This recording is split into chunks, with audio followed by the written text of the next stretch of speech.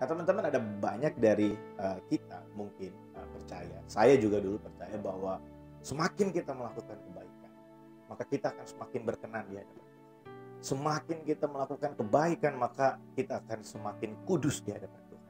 Nah, pertanyaannya adalah mana yang duluan? Kita berbuat suatu kebaikan, kita melakukan suatu hal yang baik, baru kita menjadi berkenan di hadapan Tuhan. Atau kita memperoleh perkenanan terlebih dahulu sehingga kita bisa melakukan kebaikan. Nah, teman-teman, dalam Roma pasal yang ketiga ayat 21 sampai beberapa ayat di bawahnya kita akan baca bersama-sama. Saya akan baca buat setiap kita mulai dari ayat yang ke-21 dari Roma pasal yang ketiga, dikatakan seperti ini.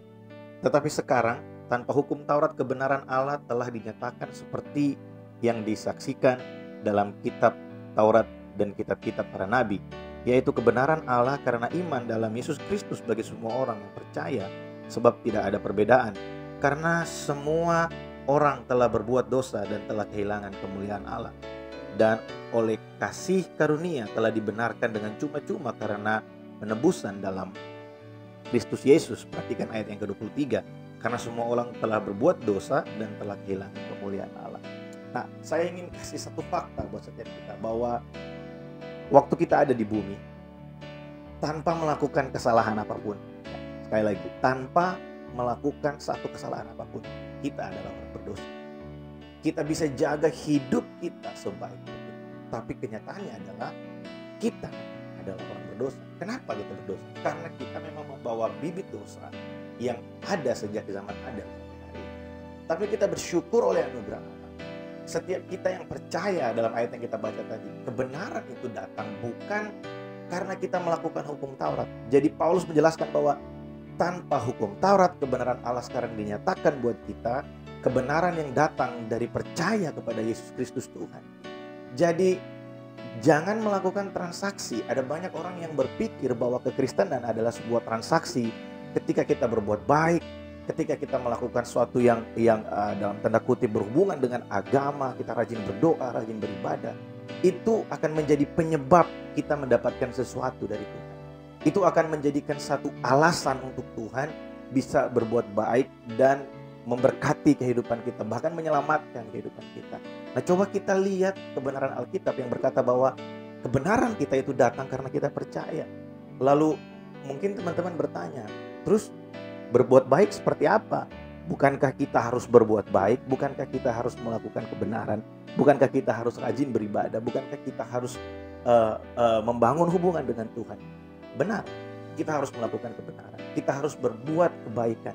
Kita harus membangun hubungan dengan Tuhan. Tapi mari kita jadikan semua itu sebagai satu akibat dari pembenaran yang kita terima. Jadikan itu sebagai satu akibat dari kekudusan yang kita terima. Hidup dalam kekudusan itu mengerjakan apa yang kudus, mengerjakan apa yang baik. Hidup dalam kebenaran itu melakukan apa yang benar. Hidup dalam persekutuan dengan Tuhan itu adalah akibat dari kelayakan yang Tuhan berikan buat kita. Kita tidak mungkin bisa punya kewajiban tanpa kelayakan. Ya, kita nggak mungkin bisa punya kewajiban sebelum kita memperoleh satu legal standing bahwa kita layak untuk melakukannya. Kita hanya melakukan sesuatu kalau kita punya legal standing untuk melakukannya. Nah, dalam kehidupan kekristenan, bagaimana kita punya satu kewajiban untuk melakukan semua kegiatan, melakukan semua kebaikan, kalau kita tidak punya perkenanan di hadapan Tuhan. Kita bersyukur bahwa perkenanan kita bukan lahir dari apa yang kita lakukan. Perkenanan kita bukan lahir dari apa yang kita kerjakan, tapi kita berkenan ketika kita datang menghadap tahta kasih karunia Allah dengan percaya kepada Yesus Kristus Tuhan. Dia adalah jalan pendamaian untuk kita dengan Bapa di sorga. Sehingga kita bisa datang kapan saja, di mana saja, dalam keadaan apapun. Di dalam Alkitab ada beberapa tokoh sebenarnya, tapi saya ingin highlight satu tokoh yang tiga tokoh sebenarnya yang bisa menunjukkan kepada kita bahwa mereka benar-benar sadar bahwa apa yang mereka lakukan, kebaikan yang mereka lakukan, ketaatan yang mereka lakukan tidak ada hubungannya dengan pemberian Tuhan.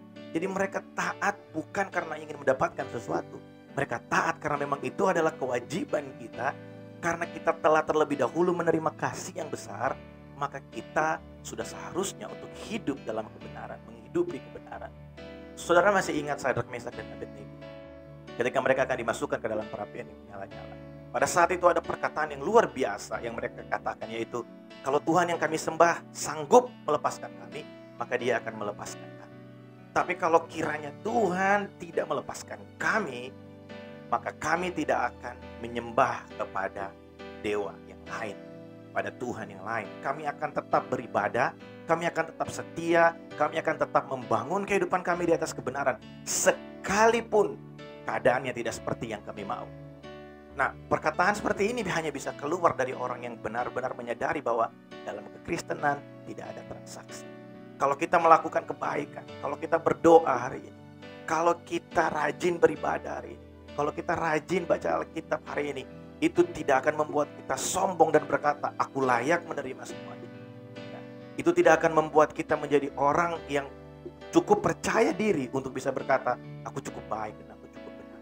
Tapi semua itu akan terus terjadi, kebaikan itu akan terus keluar dari hati kita, karena kita benar-benar menyadari bahwa kita dicintai, kita dikasihi apa adanya. Dan Tuhan telah terlebih dahulu memberkati kehidupan kita. Makanya Efesus 2 ayat 10, di sana Paulus berkata, sebab kita ini adalah ciptaan Allah, ya, buatan tangan Allah, diciptakan dalam Yesus Kristus untuk melakukan perbuatan baik, dan Tuhan mau supaya kita tinggal di dalamnya. Jadi perbuatan baik yang kita lakukan itu adalah bentuk dari ekspresi kita bahwa kita telah terlebih dahulu menerima kasih yang besar, anugerah yang besar dalam kehidupan kita. Pelayanan yang kita lakukan, kegiatan sosial yang kita lakukan, mengampuni orang lain, memberkati orang lain, itu untuk mengekspresikan apa yang terlebih dahulu sudah kita terima dari Tuhan. Dan saya berdoa supaya renungan ini menjadi suatu hal yang memberkati setiap kita. Jangan lagi melakukan segala sesuatu untuk mendapatkan sesuatu, tapi mari lakukan segala sesuatu karena kita terlebih dahulu telah menerima dari Tuhan. Kalau kita hari ini rajin baca Alkitab, kita hari ini rajin berdoa, kita hari ini rajin menabur, mari lakukan itu bukan untuk mendapatkan apa-apa, tapi mari lakukan itu karena kita terlebih dahulu menerima kasih yang besar dari Tuhan, karena kita terlebih dahulu menerima anugerahnya, karena kita terlebih dahulu, kita yang tidak layak dilayakkan, kita yang tidak benar dibenarkan, kita yang hidup dalam keduniawian. Ketika kita datang di hadapan Tuhan, maka Tuhan memberikan kita kekudusannya, sehingga kita bisa terus melakukan kebaikan untuk kemuliaan nama Tuhan. Tuhan Yesus memberkati setiap kita. God bless you all.